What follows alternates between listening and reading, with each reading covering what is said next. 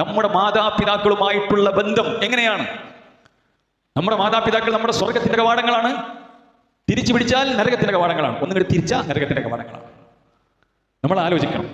വൃദ്ധരായ മാതാപിതാക്കൾ ഉണ്ടായിട്ട് സ്വർഗത്തിൽ പോകാൻ കഴിയാത്തവൻ, വൃദ്ധരായ മാതാപിതാക്കൾ ഉണ്ടായിട്ട് സ്വർഗത്തിൽ പോകാൻ കഴിയാത്തവൻ നശിച്ചവനാണ്, ശാപം കിട്ടിയവനാണ്. അപ്പൊ മാതാപിതാക്കൾ നമ്മുടെ സ്വർഗമാണ്.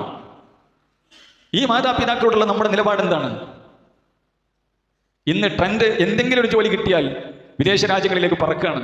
മാതാപിതാക്കൾ ഒറ്റക്കാണ്, നോക്കാൻ ആളില്ല, വൃദ്ധസദനങ്ങളിലാണ്. എന്നിട്ട് ഏതോ മാതാപിതാക്കളെ നോക്കുകയാണ്, അവിടെ പോയിട്ട് ഈ പറയപ്പെട്ട സ്ഥലങ്ങളിൽ പോയിട്ട് അവിടെ എന്താ പണി? അവിടെ ഓംനൈസാണ്. അവിടെ എന്താ പണി? അവിടെ ഏതോ ഒരു മനുഷ്യന്റെ കാഷ്ടം മൂത്രം വൃത്തിയാക്കല പണി. എന്നാലും വിദേശത്താണെന്ന് പറയാം, അതിലാണ് കിടപ്പ് കിടക്കുന്നത്. വല്ലാത്ത സങ്കടകരമാണ്. സ്വന്തം മാതാപിതാക്കളെ വിളിച്ച് കുശലം അന്വേഷിക്കാനോ, അവരുടെ കൂടെ ഇരിക്കാനോ, അവരുടെ കൂടെ കഴിയാനോ, അവരുടെ കൂടെ താമസിക്കുവാനോ, അവർക്ക് വേണ്ട കാര്യങ്ങൾ ചെയ്തു കൊടുക്കാനോ രണ്ടാം നമ്പർ ആയിക്കഴിഞ്ഞു. വളരെ സങ്കടകരമായ കാര്യം.